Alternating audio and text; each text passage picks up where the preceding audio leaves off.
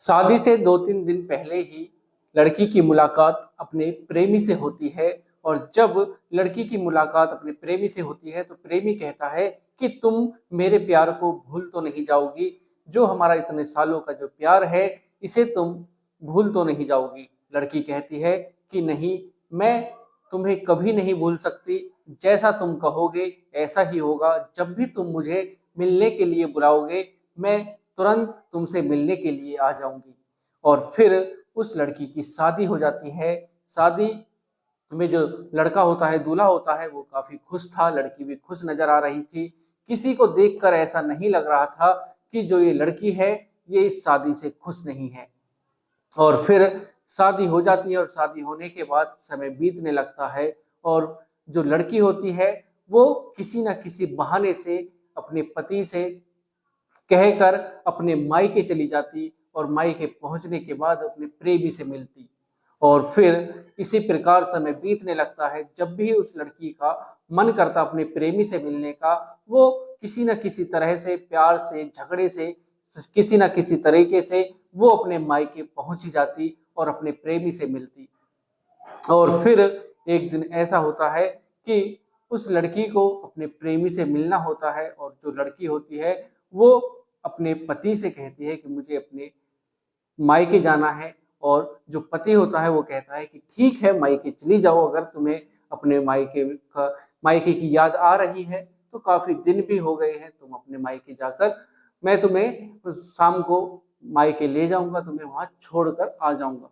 और फिर ऐसा ही होता है, जो लड़की होती है वो अपने मायके पहुंच जाती है और अपने जो उसका जो प्रेमी होता है उससे वो जी भरकर बातें करती है। और फिर वो सोचती है कि अपने प्रेमी से कहती है कि ये सब कब तक चलेगा, कब तक हम ऐसे ही छुप छुप कर मिलते रहेंगे। और फिर जो प्रेमी होता है वो एक प्लान बनाता है और कहता है कि इस प्लान से हम दोनों मिलकर तुम्हारे जो पति है उसको रास्ते से हटा देंगे और फिर हमारे बीच में कोई भी नहीं रहेगा। और समय आता है, जो प्रेमी होता है वो पूरा प्लान अपनी प्रेमिका को, उस लड़की को बताता है। और फिर उसी प्लान के मुताबिक वो लड़की अपने पति को रास्ते से हटा देती है। और हटाने के बाद जब सबको ऐसा लगता है कि उसकी मौत कोई साजिश नहीं है, रियल ही उसकी मौत है। और फिर उसके बाद समय बीतने लगता है, उसका जो ससुर होता है लड़की का, वो कहता है कि बेटी, जब तुम अपने पति के साथ रास्ते में आ रही थी तो क्या हुआ था, बेटे की तबीयत अचानक बिगड़ी थी, यहाँ से तो वो सही गया था। और फिर जो लड़की होती है वो कहती है कि पिताजी, जब हम रास्ते में आ रहे थे तब उनको उल्टियां होनी शुरू हुई थी और फिर जब उनकी हालत बिगड़ने लगी तो फिर मैंने उनको अपनी बाइक पर पीछे बैठाया और मैंने बाइक चलाई। और बाइक चलाकर जब वो बाइक से गिर रहे थे तब मैंने अपने दुपट्टे से उनको कसकर बांध लिया, लेकिन जब वो संभाले से नहीं संभल रहे थे फिर मैं अपने देवर को फोन करती हूँ और उनको बुला लेती हूँ।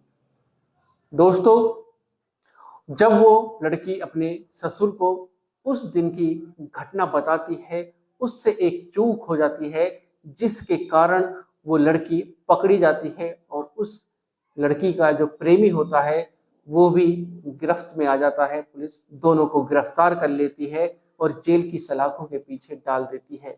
जानते हैं आज की इस कहानी के माध्यम से कि आखिर उन्होंने दोनों ने मिलकर उस लड़के को, जो लड़की का जो पति था, उसको रास्ते से कैसे हटाया, उसकी क्या भूल थी जो उसने अपने ससुर को बता दी थी। तो दोस्तों, कहानी में आगे बढ़ने से पहले अगर आप चैनल पर पहली बार हैं, चैनल को सब्सक्राइब करें, वीडियो को लाइक करें, शेयर करें और कमेंट करें, बेल आइकन जरूर दबाएं, जिससे कि मेरे आने वाली हर एक वीडियो आप तक पहुंच सके और आप क्राइम से रूबरू हो सके। तो दोस्तों, चलते हैं, जानते हैं शुरू से आखिर तक पूरी घटना को हर बार की तरह। नमस्कार दोस्तों, मैं अनुज आज आपके लिए जो कहानी, ये घटना लेकर आया हूँ, ये है राजस्थान प्रदेश के जयपुर के वहीं का एक इलाका लगता है, मल्होत्रा नगर इलाका। 5 अगस्त 2026 का वाक्य होता है। एक लड़की रोते हुए अपने देवर के पास फोन करती है और कहती है कि तुम जल्दी से इस जगह पर आ जाइए, जो तुम्हारे भैया हैं उनकी तबीयत बिगड़ती जा रही है और मेरे पर ये संभाले नहीं जा रहे। जो लड़का होता है, देवर होता है, जैसे ही वो सुनता है कि उसके भाई की तबीयत खराब है, रास्ते में है, और फिर वो दौड़ा हुआ बाइक उठाता है और उस जगह पर पहुंच जाता है। जैसे ही वो जाकर देखता है कि उसके जो भाई था, उसकी तबीयत ज्यादा ही सीरियस थी, बिगड़ रही थी, और वो उसको उठाकर हॉस्पिटल लेकर जाता है। और जब हॉस्पिटल में उस डॉक्टर उसको देखते हैं, चेकअप करते हैं, तो वो कहते हैं कि इनकी मौत हो चुकी है। और फिर जो हॉस्पिटल का स्टाफ होता है वो पुलिस को सूचना दे देता है। पुलिस भी मौके पर पहुंच जाती है और पुलिस मौके पर पहुंचने के बाद जो बॉडी होती है उसका पोस्टमार्टम कराती है, और फिर उसके बाद जो बॉडी होती है उसको परिवार को सौंप देती है। परिवार को बॉडी सौंपने के बाद अंतिम संस्कार किया जाता है। परिवार के लोग रो रो कर, उनका बुरा हाल हो रहा था, और सबसे ज्यादा जो रो रही थी उसकी पत्नी रो रही थी। सब उसको संभाल रहे थे और कह रहे थे जो होना था हो चुका, कौन विधि के लिखे को कौन टाल सकता है। दोस्तों, समय बीतने लगता है और जब 10 दिन का समय बीत जाता है, तब उस लड़की का जो ससुर होता है, जो लड़की होती है उसका नाम कविता मीणा होता है, और कविता मीणा का जो ससुर होता है वो अपनी बेटे की बहू से पूछता है कि बेटी, आखिर उस दिन क्या हुआ था, बेटा यहाँ से सही गया था और रास्ते में ऐसी क्या बात हुई जिससे कि उसकी मौत हो गई।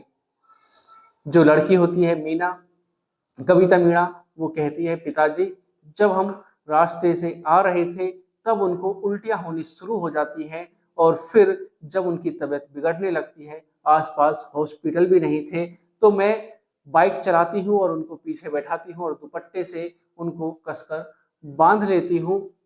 लेकिन जब वो संभाले नहीं जा रहे थे, बाइक से गिर रहे थे, तब मैं अपने देवर के पास फोन करती हूँ, उनको वहां पर बुलाती हूँ।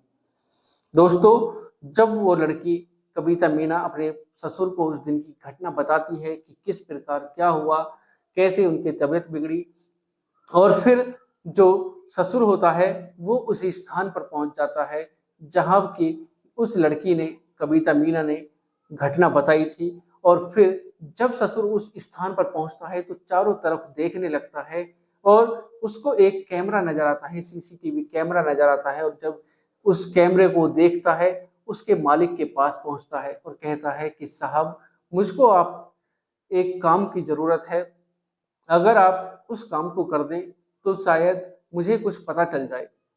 जो उस सीसीटीवी कैमरे का मालिक होता है वो कहता है क्या बात है, क्या काम है, मैं जरूर, अगर मेरे लायक सेवा हुई तो मैं जरूर करूंगा।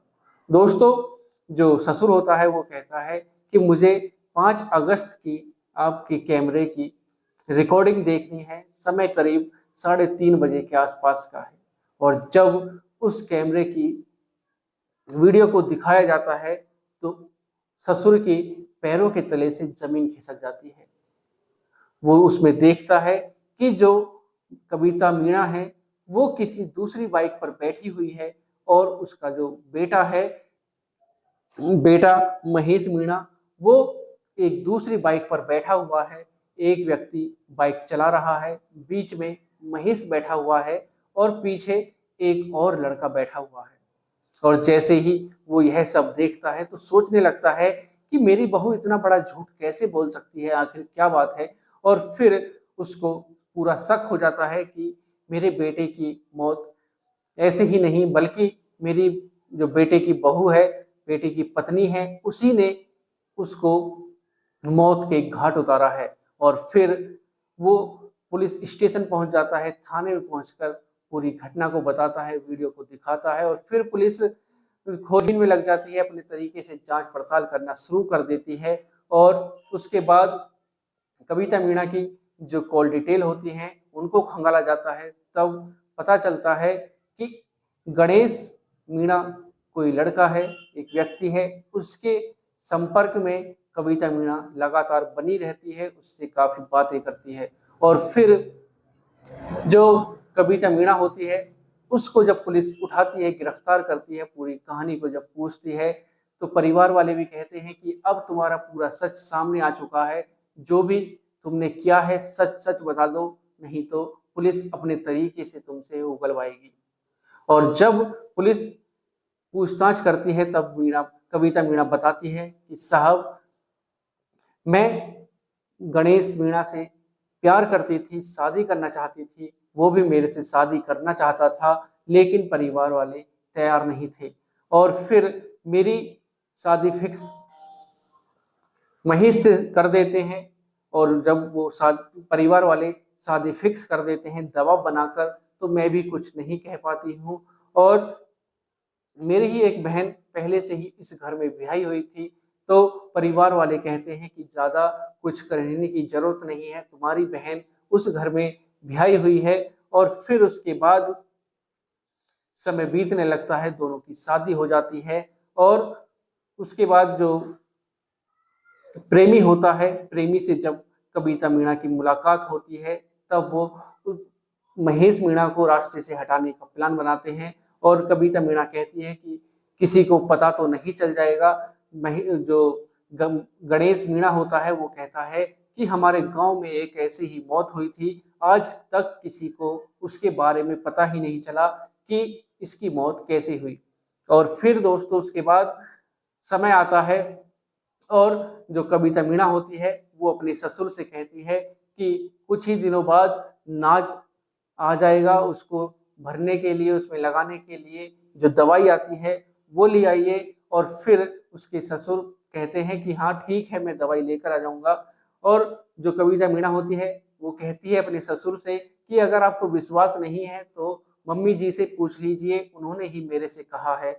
और फिर जो उसका ससुर होता है वो दवाई लेकर आ जाता है, गेहूं आ जाते हैं, गेहूं को टंकी में, कोठी में भर दिया जाता है और दवाई लगा दी जाती है। और थोड़ी सी दवाई वो बचाकर रख लेती है।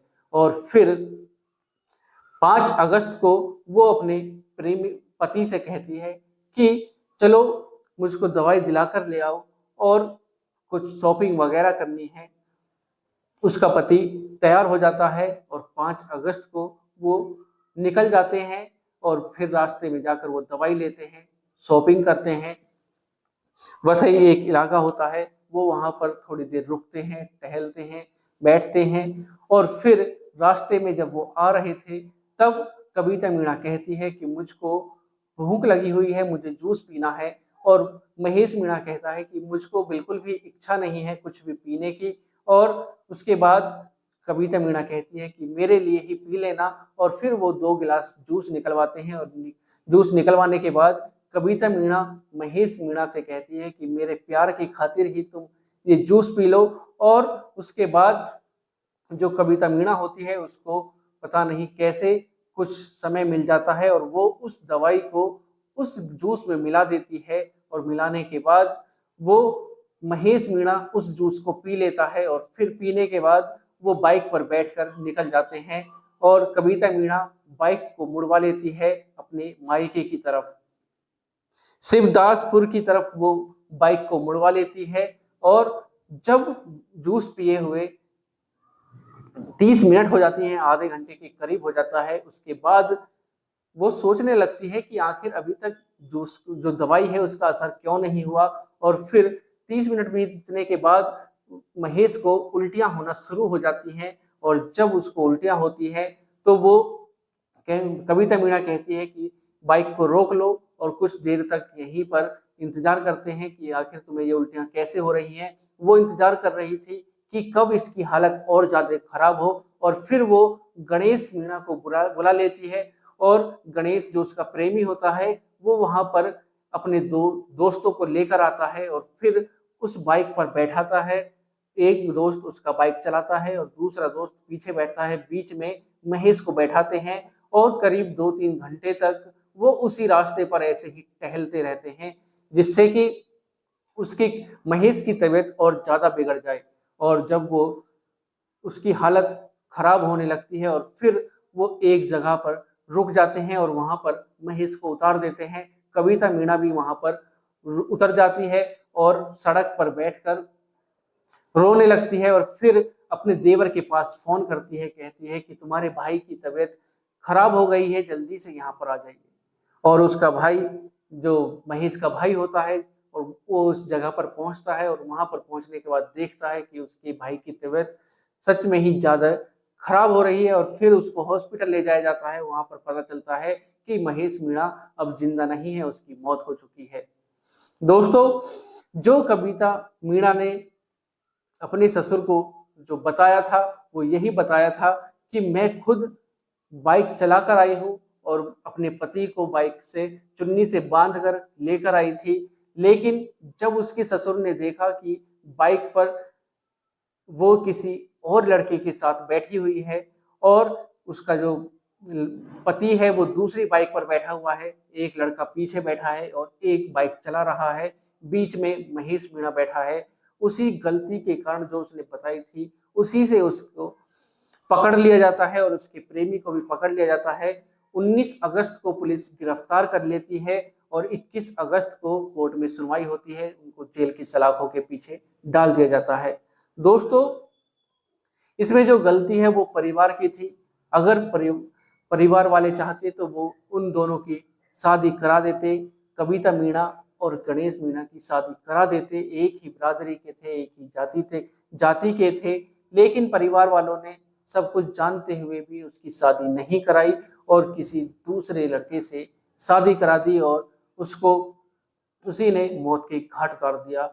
उस अनजान व्यक्ति को तो, महेश को तो पता भी नहीं था कि उसके साथ यह होने वाला है। वो तो अपनी पत्नी से बहुत प्यार करता था, लेकिन उसकी पत्नी किसी दूसरे व्यक्ति से प्यार करती थी। तो दोस्तों, आज की जो ये कहानी है, इसको सुनाने का उद्देश्य किसी को परेशान करना नहीं, किसी का दिल दुखाना नहीं, बल्कि आपको जागरूक करना है, सचेत करना है, सावधान करना है। सतर्क रहें, सावधान रहें, सुरक्षित रहें। मिलते हैं एक और घटना के साथ। आज के लिए सिर्फ इतना ही। नमस्कार, जय श्री श्याम।